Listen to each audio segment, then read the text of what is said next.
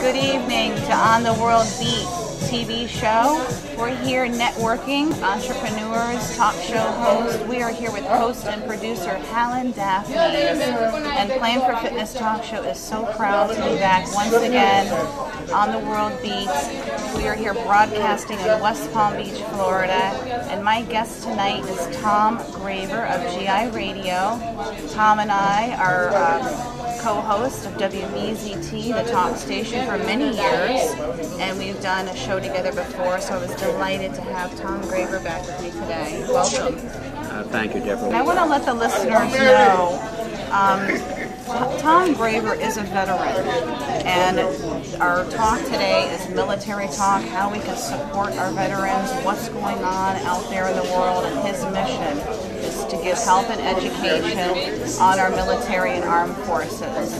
Before I get started, I have a very special mention for a veteran of the Air Force, Bill Patterson, who recently passed away at the good age of 90 years old. It's really my pleasure to give him honor tonight. My prayers are with the family and the caregivers. Bill was proud to serve his country and is resting now. Godspeed to you, Bill Patterson. Well said. Thank you. So Tom Graver's here, and he's going to educate us what's going on, again, with our soldiers and military forces.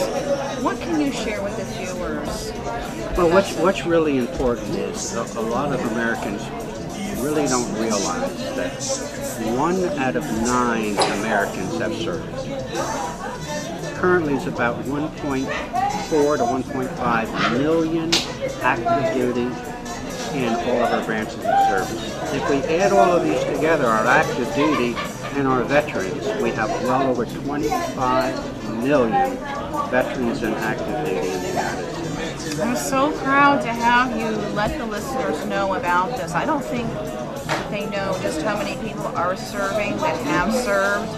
And we also, I had some questions come in about what is happening to the people that serve, that come back. Well, there's some truly major concerns relevant to our men and women coming back and serving in Afghanistan and Iraq. And that's because of blast incursion. We hear of our soldiers being in military vehicles and they're exploded. And what that creates, it truly creates the brain to shake, and it creates acute brain injury. In a lot of instances, this isn't initially determined that this has occurred within the individual. It takes time to recognize the injury. That's correct. Yes. And a lot of our young men and women, when they get out of the military, they're ready to not just walk, but to run. Okay? They've served their country and they want to come home. And when they ETS, that means when they are getting out and they go through their physical process, the questionnaire is, have you ever been in a blast zone and been near a blast?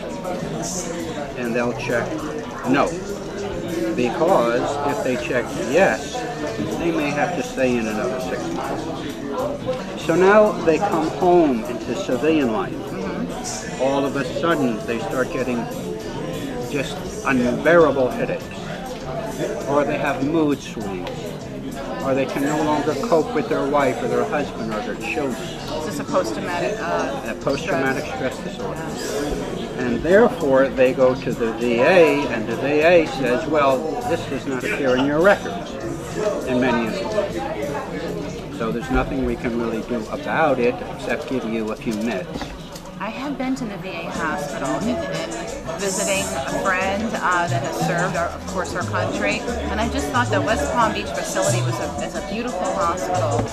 Do you feel that the veterans are getting good care there? Yes, I do. And you're also a patient there as well? Yes, I am. Hi, everybody. This is Debra with Plan for Fitness Talk Show. We're going to take a break. We'll be right back.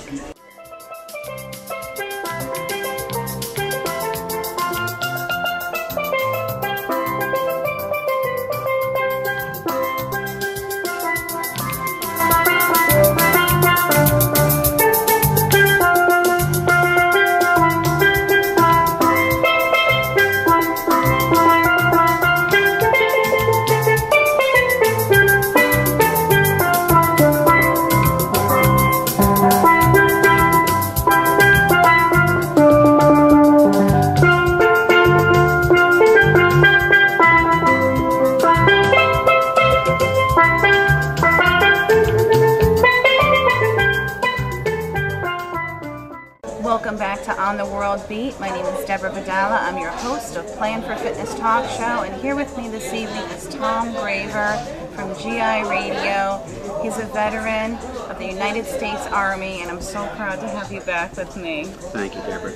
You know, I say this every time I'm on the air. Without the military, we have nothing.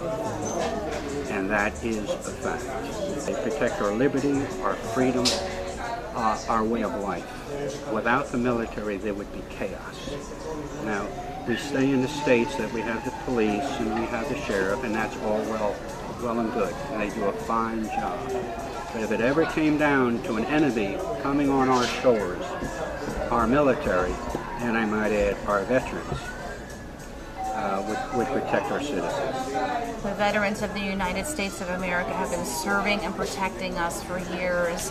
And I want to tell the viewers, how can they get involved, Tom, in their community to help the armed forces? Well, first of all, if you see someone, wherever it is, and you feel as though they might have served in the armed forces of the United States, go over to them and say, thank you for serving.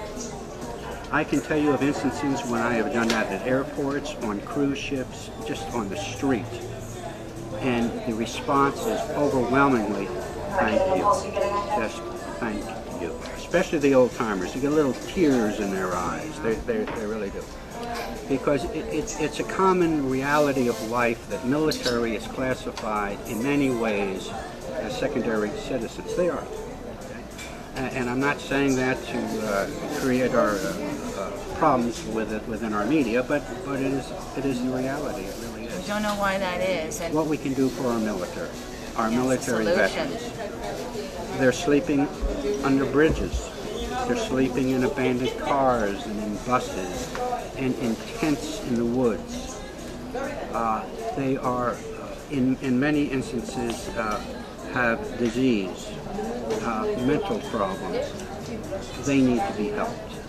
They truly do. And you can help them by actually contacting the VFW, the American Legion, the DAV, church groups help, and say, I'd like to give a donation, but I want to give it to help a veteran. I think this is very important. Obviously in Palm Beach County, I talked about it the last time I was on the air about the homelessness that is going on. You do not know who is sleeping under the bridge. If you can be of service, go to your local church, donate clothes, food, just do community outreach and be a part of the solution. And our veterans deserve the respect and honor. We are working on a program to help veterans find jobs. I'm not going to go over it now because it would take too long. But if you know a veteran who needs a job and they have an internet access, just have them email me their name and phone number to militarytalk@aol.com. And someone will contact you. That's so nice. So you're helping people with employment that are veterans. Absolutely. Very important. militarytalk@aol.com. Tom Graver is a very special gentleman, and he is here trying to reach out to the community. Just get involved and be a part of.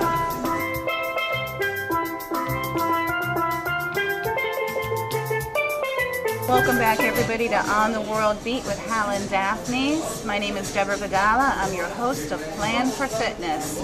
And tonight we've been talking about the armed forces and military talk with Tom Graver. Before I return to my guest, I want to share with everybody out there, to the caregivers, people that have family members that may be sick or institutionalized. Plan for Fitness is available for consultation. Please call 561-856-0100, specializing in cardiac and diabetic rehab. And tonight I'm so grateful to have you back with me, Tom. Great to be here.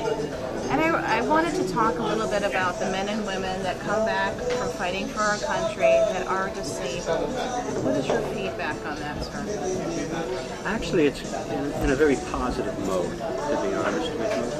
You know, the United States of America and the VA has the best equipment, the best personnel, the best doctors in the world. they are truly overworked, but they give it 100% effort. If somebody comes back, one of our men and women, and has a loss of a limb or a loss of an arm, it's amazing how they adapt these folks who are now citizens back into our culture to be active individuals in our community. It's amazing. And the other aspect, if there is a medical, or I would have to say a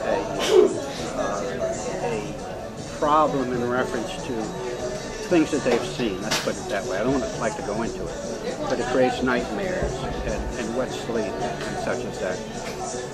They're working with them through medication to stabilize them, because they've seen some horrific things, like in any war.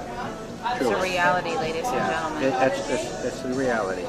And I've seen firsthand experience of turning soldiers around by proper medication, and then reducing that medication, and then utilizing hyperbaric oxygen treatment. The work that's going on now to help these men and women is fantastic, and I applaud the VA for it. I do too. I think it's a wonderful facility, and I'm asking all the viewers this evening, please put your prayers and thanksgiving to all the soldiers that have come back from the war. We've lost a lot, but each one, if you take a moment, there's veteran cemeteries. You can show your good faith and go out there and your support.